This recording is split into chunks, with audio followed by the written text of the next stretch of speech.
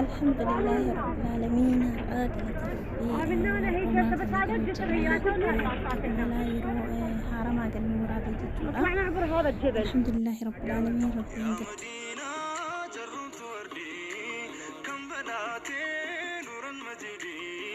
كان همتي قصتي مهدي يا تراكي برمي الكوفتين وراح صدي رحمة ربي عالم شوقي.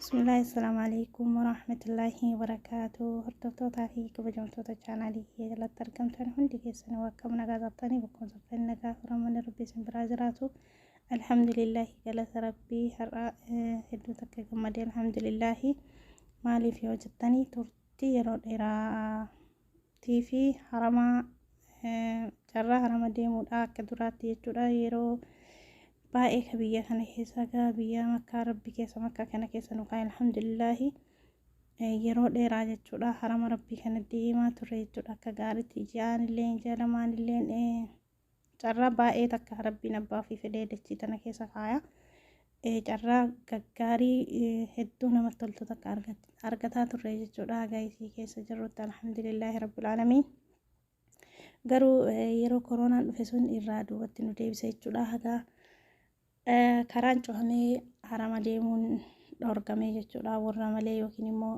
tasriihaa malee haga dhorgame san hedduu takka haramarraa hafnee nutti toluu hifannee jechuudha alhamdulillah immoo rabbiin gadhiisanii jechuudha akka feenetti kophaa keenyas deemuu dandeenye jirra. Egaa akka turtiin keessan haga dhuma viidiyoo kanaatti na wajjin haa ta'uu amma bakkeen kun eessatti bakkee jalqaba yeroo umraa deeman irraa itti harramatan jechuudha masjiida Aishaa radiyallahu anhu wardaahu kunammoo bakkeen kunammoo bakka masjiida Aishaati jechuudha maashaallah dachiillee hedduu takka margitee waan roobni baran hedduu jiruufi bakkee kuni bakka masjiida Aishaati jechuudha bakka irraa harramatanii rabbiin galanne haa ga'u umraa yeroo turtii yeroo dheeraatiif kophaa kennan goone jechuudha garuu haa ta'u ramadaana darbee godheetiin jira akka duraa sanitti jechuudha akka yeroo duraa sanii hedduu takka umraa keessumaa umraa hajjiin isiin waggaa malee hin deebitu jechuudha keessumaa umraa yeroo baay'ee alhamdulillahi ufumaan gabbaanii harama kadhan turre jechuudha garuu egaa koronaan dhufee akkasitti carraa argachuu hin dandeenye amma alhamdulillahi wanta hundaa gadhiisan garuu waan har'a gadhiisanii miti isaan qaata ramadaana irraa karaa gadhiisanii anumaatuun dhageenya jechuudha rabbiin galanne haa gahu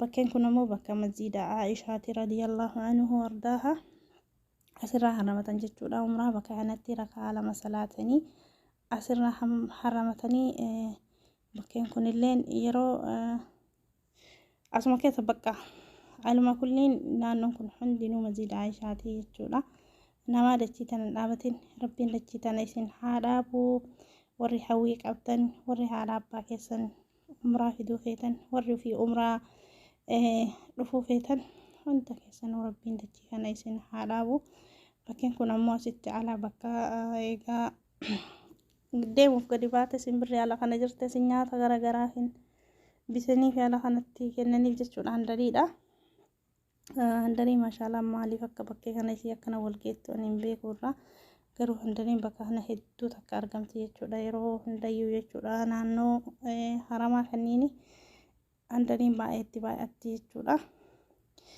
akkasii haala kanaanii alhamdulillahi rabbiin umraa nu dhaabee isinis warroonni carraa umraa hin argatin rabbiin umraa isin haa dhaabu rabbiin nama ganda kana dhaabatee khayrii ganda kanaa qooddatu rabbiin isin haa taasisu namni hawwii ganda kanaa qabdan hundi keessanuu muslima kan taatan rabbiin dachii tana rabbiin isin haa dhaabu isiniin jedha obboleeyyan kiyya hedduu takka nama gammachiisa dhugaa rabbii keessumaafuu harama warroon osoo dhuftanii jechuudha ammasitti ammoo alhamdulillahi umraa goonee geessinee yeroo galluu waraabee gara jalumaan goonee garuu umraa jechuudha kara jalaatti isinii waraabuu hin dandeenye yeroo san jechuudha egaa umraa goonee geessinee xawaafa geessinee ol baanee safaa marwaallee geessinee gubbaadhaa gad waraabee bakkee kana jechuudha maaliif yeroo sananis niyyaan kiyya xawaafarra jira waan ta'eef waraabuu hin barbaanne gara jalaatiin garuu jalumaan goone jechuudha zaamallee hin qabu umraa yeroo kana hedduu takka keessumaa honni das nama dhuun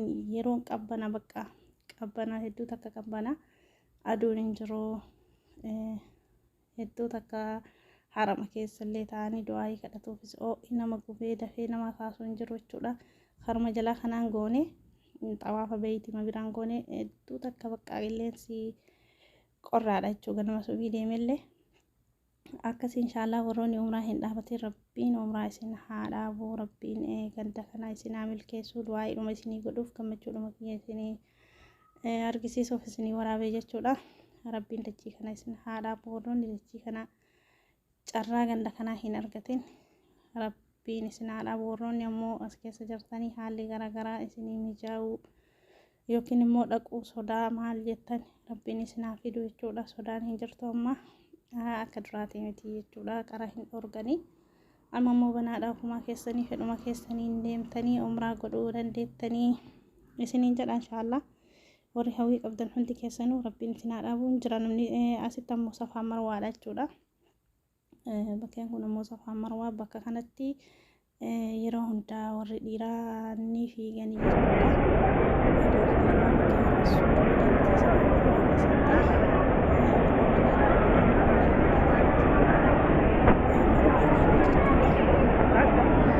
akkas inshallah rabbiin isin haa milkeessu.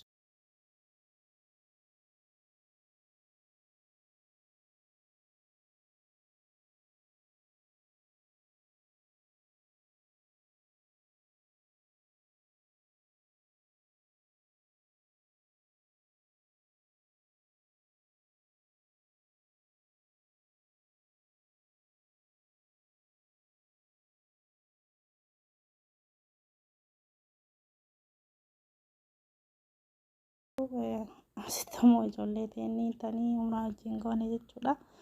Bakka kanatti illee ammallee waraabama jira. Gubbaadhaa gad waraabee jechuudha.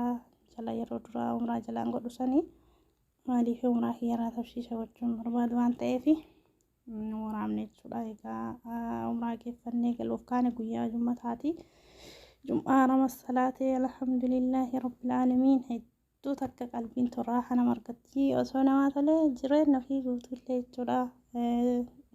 Biyya ormaa taate malee yeroo hunda torbaaninis harama deemte qalbii kan keessi jiisa jechuudha. Baay'ee tokko waan nama gammachiisu. Namoonni hedduu yeroo hedduu hoggaa dheeraa haraman dhandhe namoonni naan jettanii waliin haasofnullee hin jira garuu osoo dhattanii wanni isin sodaattan takka illee hin jiru isiniin jira obboleeyyan kiyya.